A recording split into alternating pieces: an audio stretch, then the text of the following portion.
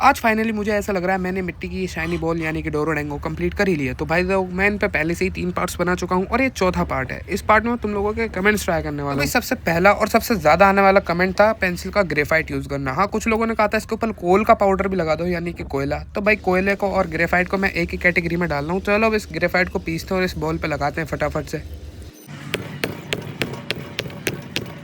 तो इस ग्रेफाइट को ज़्यादा बारीक नहीं करते क्योंकि इसको मुझे उंगली से ही इसके बॉल के ऊपर रब करना पड़ेगा, जब ही चुपकेगा ये। अब भाई लोग मुझे ऐसा लगता है मैंने अपनी बॉल को कुछ ज़्यादा ही शाइनी बना लिया। चुपक ही नहीं रहा है इस पर ग्रेफाइट, कितना भी रगड़ रहा हूँ मैं चुपक ही नहीं रहा है इस पर। और ग्रेफाइट पीसना पड़ेगा थोड़ा सा, जब जाके रगड़ेगा।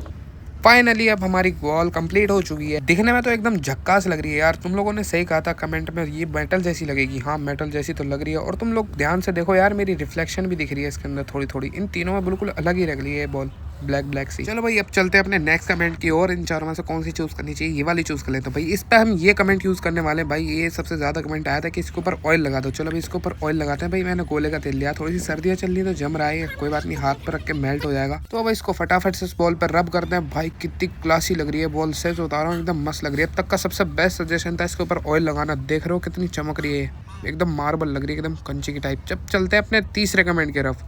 तो भाई कुछ लोगों ने मुझसे कहा इसको आग में डाल दो यानी भट्टे में डाल दो। भाई भट्टा वट्टा तो है नहीं मेरे पास, तो मैंने सिंपल सी आग जल रही है इसके अंदर इसको कवर करके रख देते हैं 2-3 घंटे के लिए। वैसे कुछ ज़्यादा ही रात हो गई है, मुझे नहीं लगता सही से रिकॉर्ड हो पाएगी, तो इस वजह से अब इसको सुबह ट्राई करेंगे। तो ये रही वो बॉल, इसको मैंने पूरी रात इसमें ही पड़ा रहने दिया था। अब इसको तोड़ कर चेक करते हैं।